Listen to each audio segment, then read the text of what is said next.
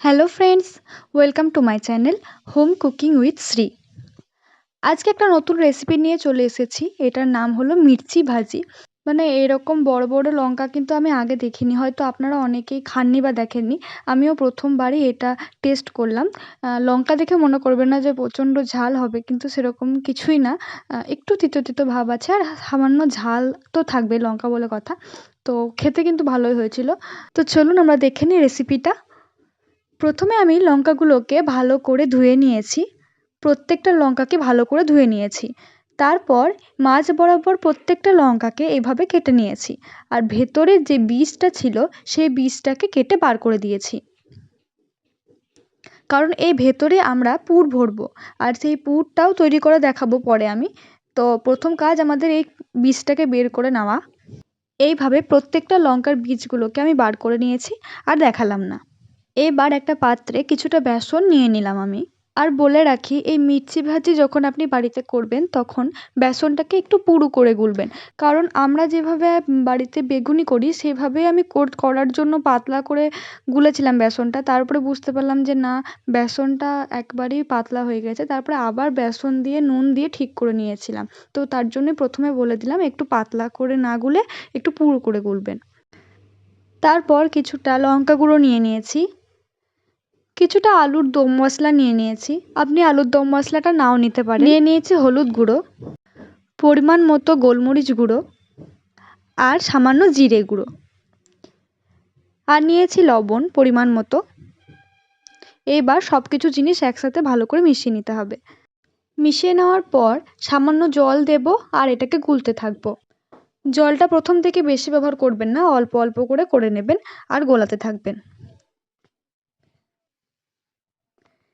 তারপর নিলাম সামান্য সোডা, আর সোডাটা ভালো করে মিশিয়ে নিলাম। তারপর কিছুটা আলু আমি আগে থেকে সিদ্ধ করতে দিয়েছিলাম, সেটাকে একটা বাটিতে নিয়ে ভালো করে সেনে নিলাম। তারপর দুটো কুচনো লঙ্কা দিলাম, একটা বড় সাইজের কুচনো পেঁয়াজ, কিছুটা টমেটো, ভালো করে মাখিয়ে নিলাম।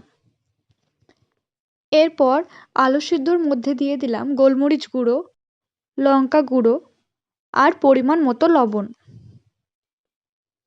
আবারও ভালো করে মাখিয়ে নিয়েছি সব কিছু জিনিস একসাথে। তারপর কিছুটা ধনে পাতা কেটে রেখেছিলাম, সেটাকে দিয়ে দিলাম, আর সামান্য একটু লেবুর রস দিয়ে দিলাম। এবার আমাদের পুরটা রেডি। আর লঙ্কাগুলোতে পুরগুলো এবার এক এক করে ভরে নেব। প্রতিটা লঙ্কার ভেতরে এইভাবে পুরটাকে এক এক করে ভরে নিয়েছি। আমি এই চ্যানেলে প্রতিদিনই খাবারের ভিডিও পোস্ট করে থাকি। আপনি যদি এই চ্যানেলে প্রথম হয়ে থাকেন তাহলে প্লিজ আমার চ্যানেলটাকে সাবস্ক্রাইব করে নেবেন।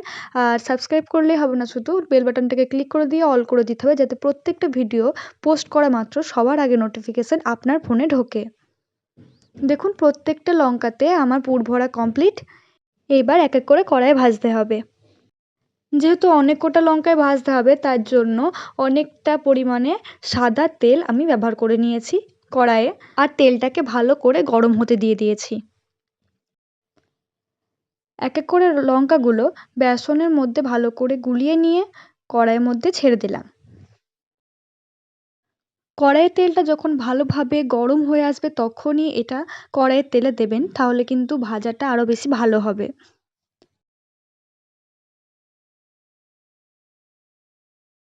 1 মিনিট অপেক্ষা করার পর পিছন দিকটা ভাজা হয়ে গেলে উল্টে দিলাম। খাবার সময় ওপর থেকে কিছুটা চাট মশলা আর বিট লবণ ছিটিয়ে দিয়েছি, আর সস দিয়ে দিয়েছি। তাতে কিন্তু জিনিসটা খেতে আরও বেশি ভালো লাগছিল। শব্দটা শুনুন, তাহলে বুঝতে পারবেন কতটা মুচমুচে হয়েছিল এটা খেতে। আপনারা যদি কোনোদিন বাড়িতে তৈরি করে নেন তাহলে অবশ্যই কমেন্ট বক্সে জানাতে ভুলবেন না যে কীরকম লেগেছিল খেতে। আর ভালো লাগলে লাইক কমেন্ট শেয়ার করবেন, সাবস্ক্রাইব করে নেবেন আমার চ্যানেলটাকে, আর বেল বাটনটাকে ক্লিক করে দিয়ে অল করে দেবেন। তো আজকের জন্য এটুকুই, দেখা হচ্ছে পরের ভিডিওতে নতুন একটা রেসিপি নিয়ে।